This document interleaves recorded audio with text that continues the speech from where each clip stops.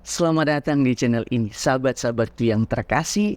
Di dalam renungan TikTok Sabtu 2 minggu yang lalu, saya merenungkan tentang bagaimana harus mengampuni musuh dan berdoa bagi mereka yang menganiaya kita. Kemudian pada hari Minggunya di YouTube channel, saya juga sempat membahas hal yang hampir sama.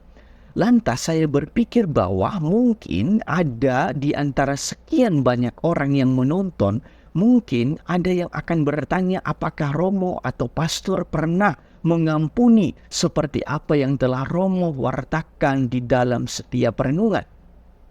Untuk keperluan tersebut, saya suka berbagi pengalaman pribadi saya dan sejumlah peristiwa yang terjadi beberapa tahun belakangan ini sejak saya masih menjadi seorang frater.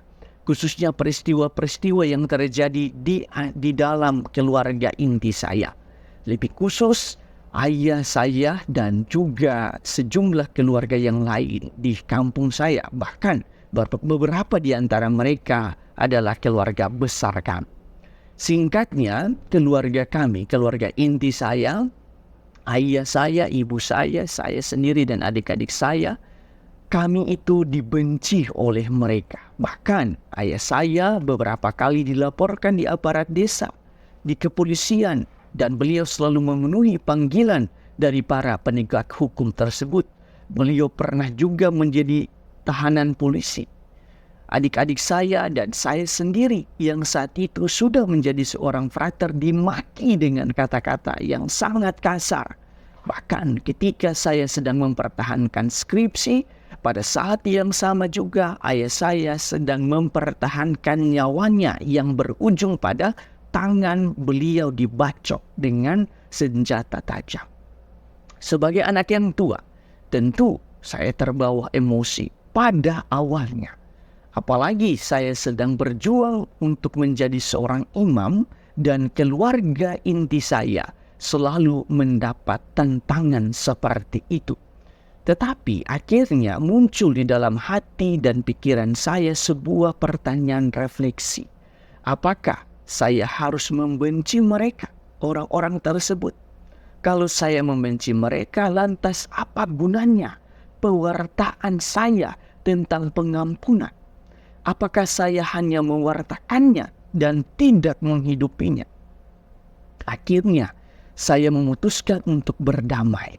Berdamai dengan perasaan saya. Berdamai dengan segala emosi saya. Dan mengampuni mereka semua. Ketika libur di kampung, saya selalu mendatangi mereka. Bercerita tanpa ada perasaan benci sedikit pun di hati dan pikiran saya. Walaupun saat ini mungkin mereka masih membenci kami termasuk saya, tetapi hati dan pikiran saya tidak ada lagi perasaan benci atau sakit hati kepada mereka. Sahabat-sahabatku yang terkasih, pertanyaannya, mengapa saya mampu sampai ke titik pengampunan? Karena saya menemukan sejumlah remah permenungan berikut ini. Pertama, ketika ada yang membenci kita, janganlah kita membenci dan memusuhi balik. Mengapa? Karena kita akan berada dalam posisi yang sama seperti mereka, yaitu titik terendah kehidupan. Kita berada di dalam kegelapan. Ketika kita membenci, ketika kita memusuhi orang lain, pada saat itu kita berada dalam titik terendah, dalam kegelapan. Dan kita tidak mampu melihat kebaikan sedikit pun di dalam diri orang lain. Atau di dalam pengalaman orang lain yang mereka alami. Karena itu, kita seharusnya memiliki hati yang berbelas kasih. Kita harus memiliki hati yang berbelas kasih kepada mereka yang sedang berada di dalam titik terendah itu. Mereka yang sedang membenci dan memusuhi kita. Karena mereka saat itu sedang berada dalam kegelapan. Bagi mereka semuanya gelap. Karena itu tepat sekali perintah Yesus. Ampunilah musuhmu dan berdoalah bagi mereka yang menganiaya kamu. marilah kita meminta Roh Kudus untuk mengubah semua kebencian kita menjadi kasih. Karena itu adalah perintah dan sabda Yesus sendiri. Kedua, beberapa minggu yang lalu saya merenungkan pertobatan sebagai suatu latihan rohani. Sebenarnya, permenungan itu datang dari pengalaman saya sendiri tentang pengampunan. Pada awalnya, saya sulit sekali mengampuni mereka yang telah menyakiti dan menganiaya keluarga saya. Tetapi, saya selalu belajar dari hari ke hari untuk mengampuni mereka.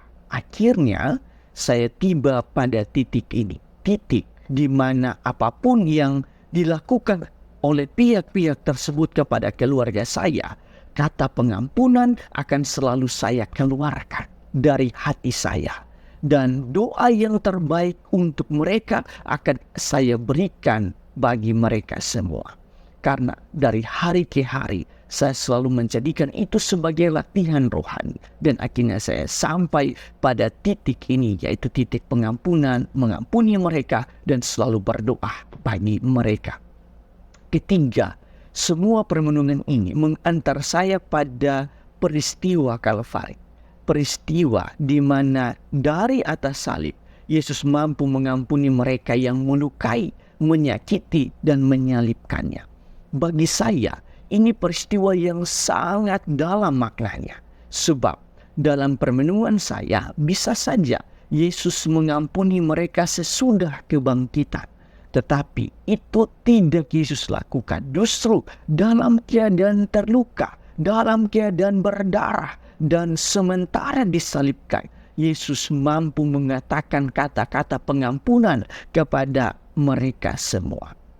Ingat bahwa yang terluka bukan hanya tubuh Yesus, tetapi juga hati dan batinnya. Karena pada saat itu Yesus ditinggalkan oleh murid-muridnya. Yesus dikhianati bahkan oleh muridnya sendiri. Dan Yesus disangkal oleh muridnya sendiri. Fakta ini hendak memperlihatkan bahwa dalam kondisi terluka, baik fisik maupun batin, Yesus mengampuni semua hal yang telah terjadi di dalam hidupnya saat itu. Di titik permenungan ini, saya juga merenungkan bahwa pada akhirnya saya pun mampu sampai pada titik ini, mengampuni dan mencintai dengan hati yang terluka. Sama seperti Yesus dari atas salib mengampuni dalam kondisi terluka parah. Saya juga dengan hati yang terluka akhirnya bisa mampu mengampuni mereka yang telah melukai, yang telah membenci, dan yang telah menganiaya keluarga saya. Itu artinya di ujung dari terluka atau keterlukaan harusnya ada cinta dan pengampunan. Tuhan memberkati Anda semua.